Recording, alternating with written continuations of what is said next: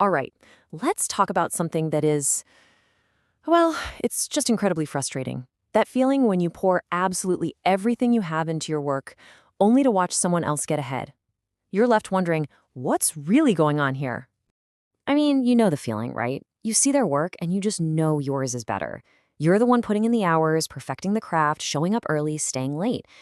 And yet, somehow, they get the yes. And you're just left there scratching your head thinking, what am I doing wrong? Well, what if I told you it's often not about luck or even about who you know?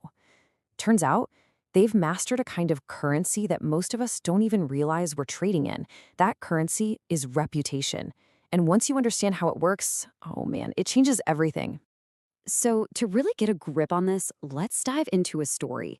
It's about a guy named Marcus. He is the perfect example of someone who had all the skill in the world, but was missing this one crucial, invisible piece of the puzzle.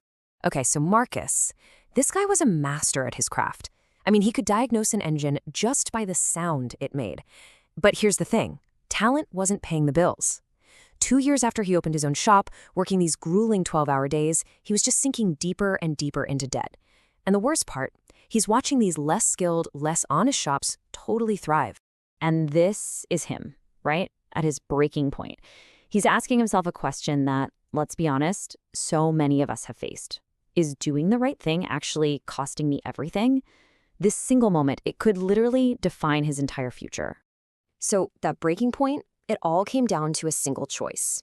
A moment that was either going to be a life raft or an anchor. So one day, this powerful property owner pulls in with a broken generator. And he's not looking for a real fix. Nope. He just wants a patch job, just good enough to last a few weeks until he can sell the building and make it, someone else's problem. It's a quick, dirty, and just plain unethical offer. And he offers $2,000. Now, for Marcus, this isn't just money. This is a lifeline. This is rent. This is his loan payment. It's a breath of fresh air from all that crushing stress. The temptation? Oh, it's immediate. And it is very real. So here it is, laid out for him. Path number 1, take the cash. Immediate relief. All his problems solved, and hey, nobody would ever know. Path number 2, it offered, well, nothing. Absolutely nothing. Except for the ability to stand by his principles, even if it meant his business would go under.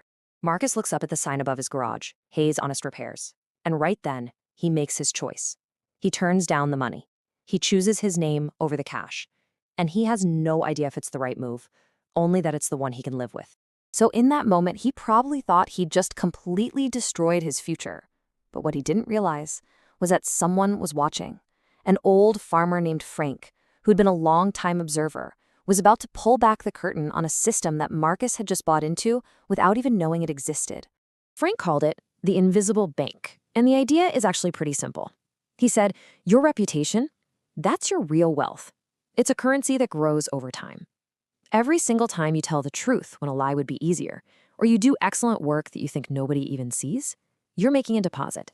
And Frank, he laid out 3, let's call them non-negotiable rules for this system. Number 1, your reputation is your number 1 asset. You protect it more than cash. Number 2, sacrificing a short-term gain for long-term trust, that is always the right move. And third, you have to attract the clients who actually value honesty, because they're the only ones you want anyway, and they will always, always pay for the peace of mind your name provides. And what Marcus started to realize is that his decision, it wasn't a loss at all. It was an investment. So 3 weeks later, the first referral comes in from Frank, then another, and another. You see where this is going. Within 6 months, he wasn't desperate for work anymore. He had a waiting list. Money was now chasing him. Now, Marcus's story is so powerful because it isn't just a story, right? It's a blueprint. So let's pivot and apply this to you, starting right now. Let's do what we can call your own trust audit. So how do you make your first deposit into this invisible bank? Okay, first, define your non-negotiables. What are the absolute lines you will never cross for money or just for convenience?